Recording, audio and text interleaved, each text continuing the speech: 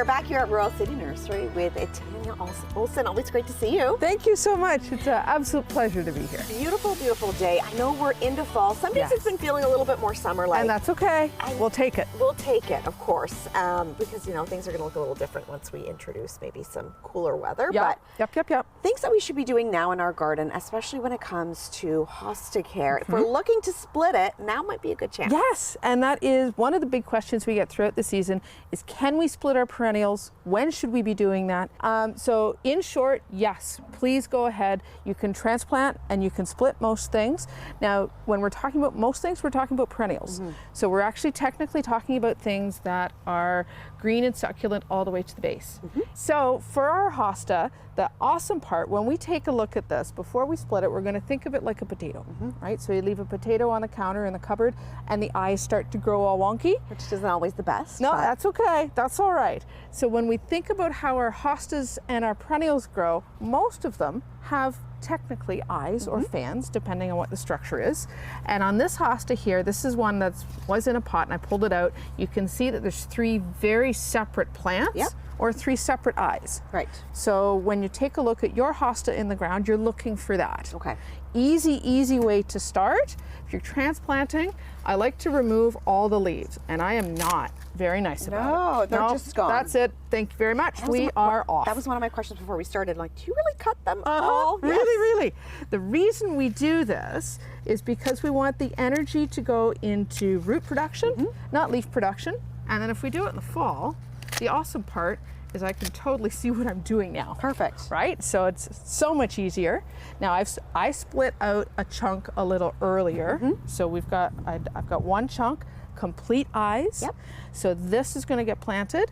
And I'm going to get you to split this last one. With the magic of TV, we started. This one, Thumbs in the middle. Thumbs in the middle. And just pull. Perfect. You got it. And you're going to start, bingo. Like that, okay. And then we're going to tease these little roots that are holding each other. There we go. We're going to tease them apart. Perfect. Sweet. Okay, great. But you'll notice we didn't bare root it. We're going to keep all the soil on it, which is perfect. And then this is going to go back into the ground. So you're going to dig a hole, no different than it's new. So soil depth is here. So we're not going to bury it any deeper. Right. And then 1.5 to twice the size. And always, a little bit of transplanter just to get it going. Perfect. Don't forget to water the little darling. And we want to water them. Do not forget to water them. And I think we can water pretty much right through to November. Bingo, until the ground's totally frozen. So when we're talking water, I'm actually, let's bump these little dudes out of the way. We're gonna take a look at a cedar. And one of the other questions, we get this one in August and September all the time, is my cedar's turning brown. Do I need to be afraid? Like right here, you can see that. Right. You can see it, right in the middle. And the answer is no, that your cedar is not dying. This one, most cedars, most evergreens are not forever green, right? So they're still gonna shed the needles. At some point, they don't have them always, but when they shed from the inside out. Right. So when we look at this, we can see it's from the inside, so I'm not worried. Okay. How do you wanna control this? If it's well watered, good soaking of water up to, again, ground freezing, so early November, middle of November, then you get less shedding next year. Okay. And in terms of any final tips that we should really be taking away with the weather that we've been seeing lately?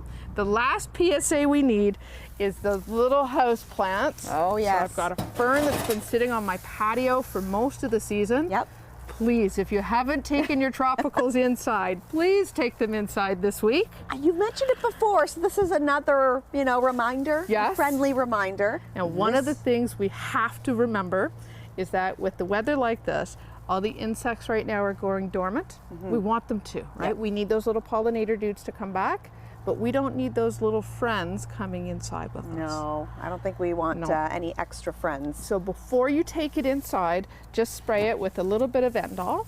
So totally organic. Okay. It's a beautiful insecticide that kills most soft-bodied creatures. You're going to spray it a total of 3 times. Once outside, and then inside, keep them in quarantine. Yeah, kind of like you've got a sick family member, so we're going to keep them in quarantine for a little bit.